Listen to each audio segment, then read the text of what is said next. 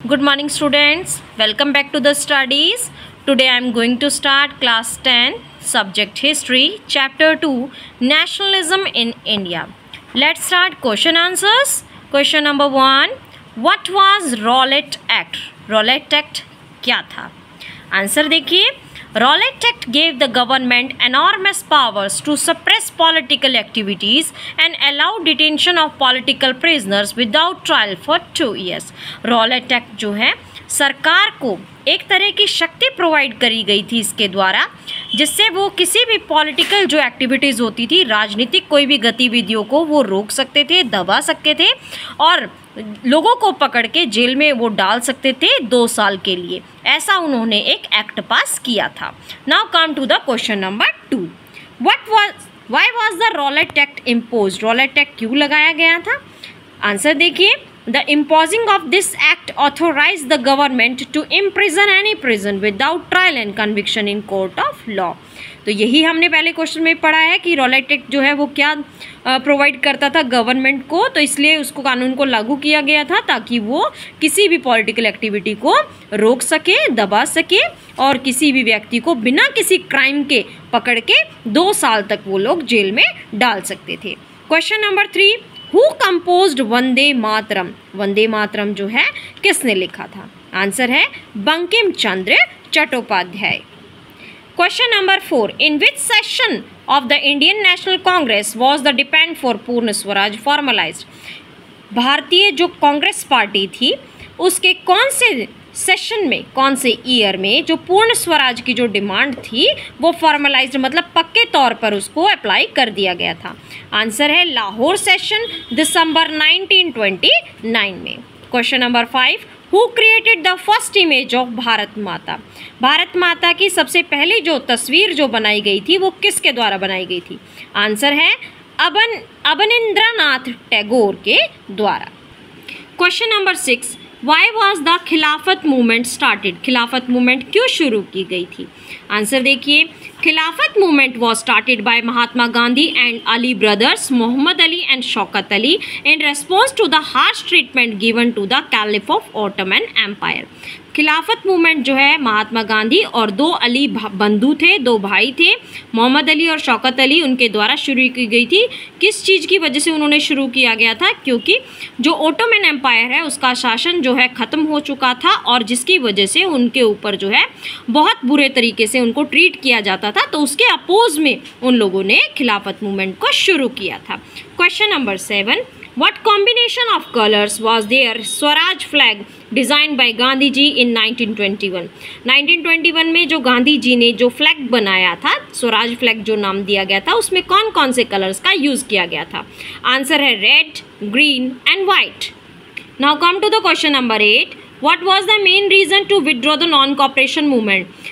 जो non-cooperation movement थी उसके withdraw का क्या मेन कारण था, मतलब उसको वापस लिया गया था, वो क्यों लिया गया था? आंसर देखिए, Mahatma Gandhi called off the non-cooperation movement as this movement had turned violent in many places. ऐसा उन्होंने इसलिए किया था क्योंकि ये मूवमेंट जो है अलग अलग जगहों पर बहुत ज़्यादा हिंसक रूप लेती जा रही थी। उन्होंने तो शांतिपूर्ण तरीके से शुरू किया था लेकिन ऐसा नहीं हुआ, जिसकी वजह से उन्हें मूवमेंट को वापस लेना पड़ा। Now come to the next question number 9, Which act didn't permit plantation workers to leave the tea garden without permission? कौन सा ऐसा एक्ट था जिसकी वजह से जो प्लांटेशन वर्कर्स थे वो अपने टी गार्डन्स को छोड़ के नहीं जा सकते थे बिना परमिशन के? तो हमें यहाँ पे एक्ट का नाम बताना है। आंसर है Inland Emigration Act of 1859। Now come to the question number 10, who is the author of the famous book Hind Swaraj? Hind Swaraj जो किताब थी उसका लेखक कौन था? आंसर है Mahatma Gandhi. Question number 11, name 2 main satyagraha movement organised by Mahatma Gandhi successfully in favour of peasants in 1961, 1916 and 1917। 1916 और 1917 में कौन कौन सी 2 मूवमेंट जो है सत्याग्रह की द्वारा जो है गांधी के द्वारा जो चलाई गई थी और जो सक्सेसफुल भी हुई थी? आंसर देखिए, फर्स्ट है indigo planters movement in Champaran Bihar in 1916। पहली मूवमेंट का नाम है इंडिगो प्लांटर्स मूवमेंट। नंबर 2 है peasant satyagraha movement was organise in Kheda district in Gujarat in 1917 to support peasants in the demand for the relaxation or the revenue collection। जो tax लिया जाता था, tax की वसूली होती थी किसानों से, वो बहुत ज़्यादा पेमेंट उनसे ली जाती थी, उसको थोड़ा सा कम करवाने के लिए, मतलब उसमें राहत लेने के लिए मूवमेंट ऑर्गेनाइज करी गई थी। कहाँ पर? खेड़ा डिस्ट्रिक्ट में, गुजरात में। Come to the next question, question number 12, in which novel was the hymn Vande Mataram included and who was the novel written by. ये जो नोवेल है वंदे मातरम, वो किसके द्वारा लिखा गया था? तो देखिए, पहले नोवेल का नाम क्या है? आनंद मठ। ऑथर कौन थे? Bankim Chandra Chattopadhyay. Question number 13, in which year and place did Mahatma Gandhi organise satyagraha for the first time in India? कौन से साल में और कौन सी जगह पर महात्मा गांधी ने सबसे पहले सत्याग्रह को शुरुआत जिसकी की थी? आंसर है in 1916 in Champaran, Bihar. Come to the question number 14, explain the idea of satyagraha according to Gandhi ji. Gandhi ji के अनुसार जो सत्याग्रह का जो विचार था वो क्या था? आंसर देखिए, Mahatma Gandhi return to India in 1915 from South Africa. Gandhi ji जो है साउथ अफ्रीका से लौट कर आए थे भारत में 1915 में। Gandhi ji noble method of mass agitation is known as satyagraha है। गांधी जी ने लोगों को इकट्ठा करके एक तरीका जो स्टार्ट किया था जिसको उन्होंने सत्याग्रह का नाम दिया। Satyagraha emphasise truth. उनके अनुसार सत्याग्रह का मतलब क्या था? सच्चाई। Gandhi ji believe that if the cause is true, उन्होंने बोला अगर हमारा कारण बिल्कुल सही है तो स्ट्रगल जो है गलत है, मतलब हमें स्ट्रगल नहीं करना चाहिए। Then physical force was not necessary to fight the oppressor, मतलब किसी भी तरह की फिजिकल एक्टिविटीज़, मतलब किसी भी तरह का फिजिकल जो बल का प्रयोग है वो हमें उसकी आवश्यकता नहीं है किसी भी ऑपरेसर को दबाने के लिए। मतलब जो व्यक्ति हमें गलत ठहरा रहा है तो उसके खिलाफ हमें किसी भी फिजिकल एक्टिविटी को ज़रूरी नहीं है करना।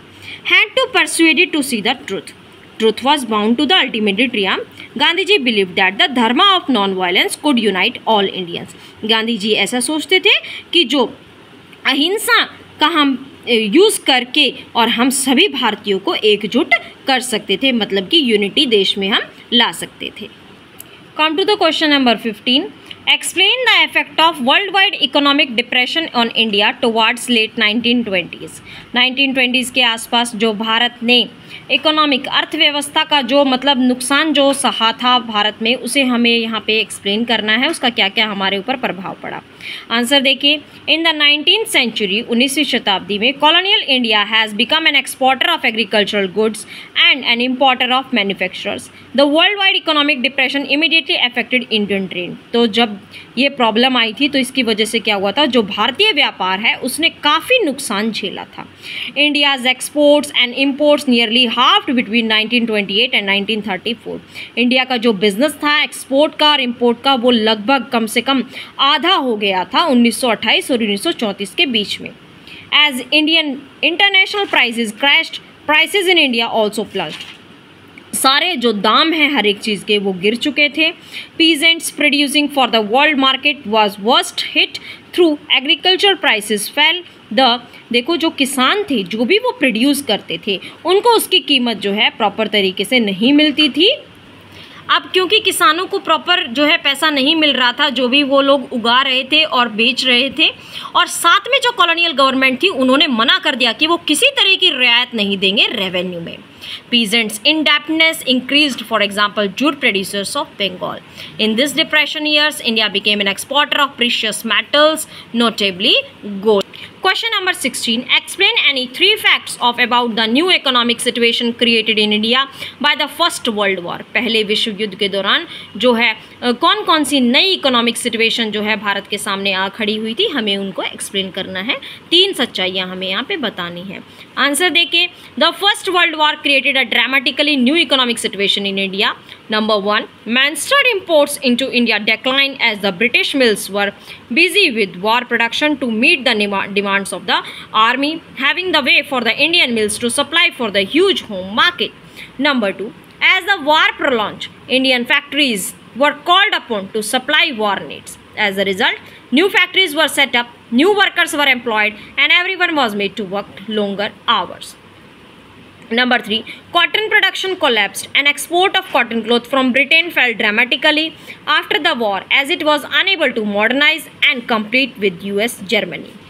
Japan. Hence, within colonies like India, local industrialists gradually consolidated their position, capturing the home market. Now come to the question number 17.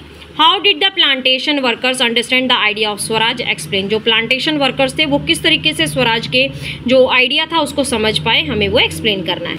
Answer देखिए. For the plantation workers of Assam, swaraj means freedom to move freely in and out of the confined space in which they all work enclose and also be able to keep the link with their native village intact. Plantation workers के लिए स्वराज का मतलब था move करना freely, जहाँ पर वो रहते थे, जिस भी एरिया में वो लोग काम करते थे, हर जगह वो फ्रीली मूव कर सके और अपने जो उनका मतलब जहाँ पे उनका बर्थ हुआ था उस गांव से भी उनका लिंक ना टूटे और वो उस गांव में आते जाते रहें. Under the Inland Emigration Act of 1859, plantation workers were not allowed to leave the tea gardens without permission, which they were rarely given.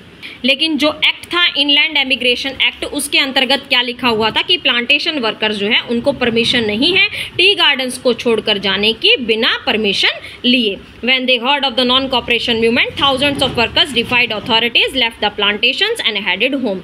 लेकिन जब उन लोगों ने नॉन कॉपरेशन मूवमेंट के बारे में सुना तो हजारों की संख्या में जो वर्कर्स थे उन्होंने प्लांटेशंस को छोड़ दिया और अपने घर की तरफ बढ़ गए.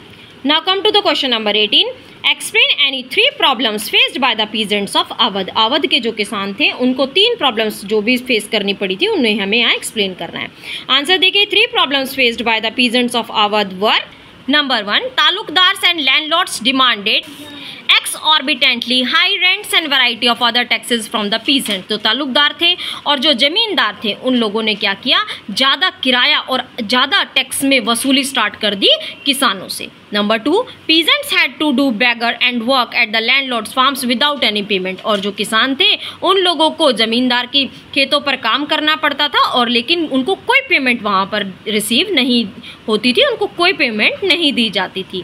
थर्ड पॉइंट, एज टेनेंट्स, किराएदार की तरह, they had no security of tenure and were being regularly evicted so that they could acquire no right over the lease land.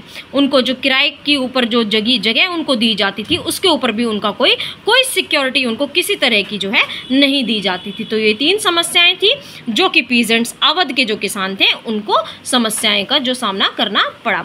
तो स्टूडेंट्स यहाँ पर हमारे एक्स्ट्रा जो क्वेश्चन आंसर्स हैं चैप्टर नेशनलिज्म इन इंडिया के कंप्लीट होते हैं. आप सब बच्चे इन्हें अपनी कॉपी में अच्छे से नोट डाउन कीजिएगा और लर्न कीजिएगा. Thank you students. Have a nice day.